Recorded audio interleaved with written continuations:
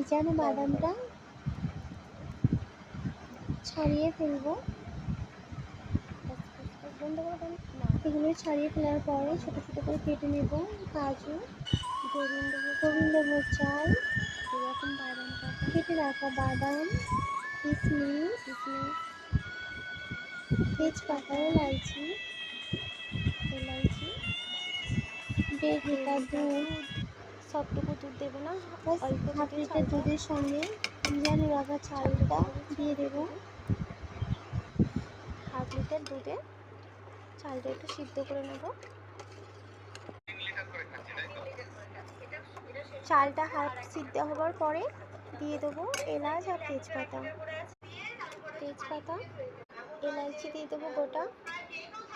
মোটামুটি চালটা সিদ্ধ হয়ে এসেছে, এরপর বাকি দুধটা ঢেলে দেবো।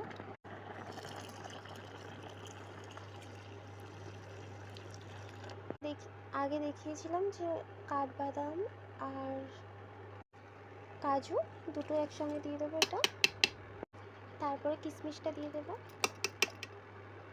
5 মিনিট একটু হেলাতে থাকবো যাতে ভালোভাবে মিশে যায়।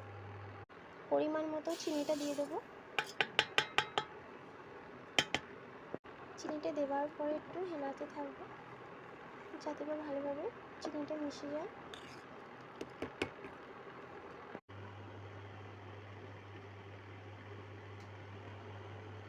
লাস্ট একটু গুঁড়ো দুধ দেবো, গুঁড়ো দুধ দিয়ে একটু নামিয়ে নেব।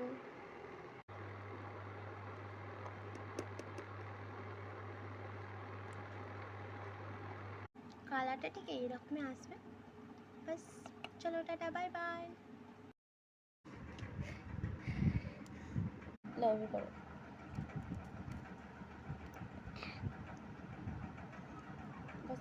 বন্ধ করো, না বন্ধ করো। গোবিন্দভোগ চাল, 2 রকম বাদাম কাটা,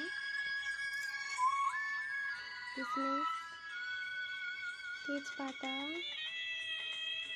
এলাইচি, 1.5 লিটার দুধ। সবটুকু দুধ দেবো না, অল্প দুধে চালটা ঢেলে দিচ্ছি। অল্প দুধে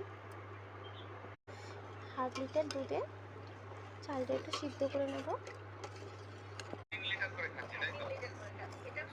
চালটা হাফ সিদ্ধ হবার পরে দিয়ে দেবো এলাচ আর তেজপাতা, এলাইচি দিয়ে দেবো গোটা। মোটামুটি চালটা সিদ্ধ হয়ে এসেছে, এরপর বাকি দুধটা ঢেলে দেবো।